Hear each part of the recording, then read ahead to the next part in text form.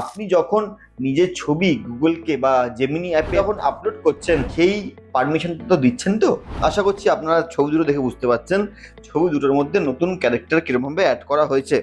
তো আজকের এই ছবিটা, যেটা ন্যানো বানানা শাড়ি এফেক্ট, যেটা ট্রেন্ডিং চলছে, সেখানেও মানুষ না বুঝে নিজেদের ছবিটাকে গুগলে দিয়ে দিচ্ছে। কেউ কোনোদিন পড়ে দেখার প্রয়োজন বোধ করে না যে গুগল আজকে আমাদের যে ডেটাটাকে নিচ্ছে, তার জন্য যে প্রাইভেসি যেই টার্মস অ্যান্ড কন্ডিশনগুলো আছে, সেটা কি আমরা কেউ জীবনে পড়ে দেখেছি?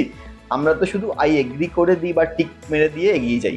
আপনারা না বুঝে না পড়ে যেহেতু ওই অ্যাপে নিজেদের ছবিগুলোকে আপলোড করছেন, সেই ছবিগুলো কিন্তু গুগল নিজের স্টোরেজে রেখে দিচ্ছে।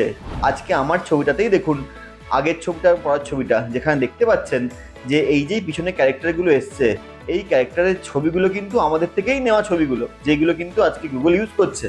তাই আপনি যখন নিজের ছবি গুগলকে বা জেমিনি অ্যাপে বা ন্যানো বানানাতে যখন আপলোড করছেন, তখন কিন্তু সেই ছবিগুলো কিন্তু গুগল নিজের কাছে সেভ করছে। আমার ছবিতেই দেখুন, হয়তো কারোর মুখ হয়তো পিছনে আছে, আমি হয়তো তাকে চিনি না, কিন্তু সে অজান্তেই আমার ছবির পিছনে কিন্তু দেখুন তার মুখটা কিন্তু দেখা যাচ্ছে। তো আপনি আপনার ডেটাটাকে যখন কাউকে শেয়ার করছেন উইথ ইয়োর পারমিশন, তো সেভাবেই আপনি যখন আপনার নিজের ছবিটাকে গুগলকে শেয়ার করছেন বা আপলোড করছেন, সেই পারমিশন তো দিচ্ছেন। তো যে আপনার ছবিটা কিন্তু গুগল পরবর্তীকালে ইউজ করছে। আমার ছবিতে দেখেই বুঝতে পারলেন। তো তো এবার কিন্তু আপনাদের সাবধান হতে হবে।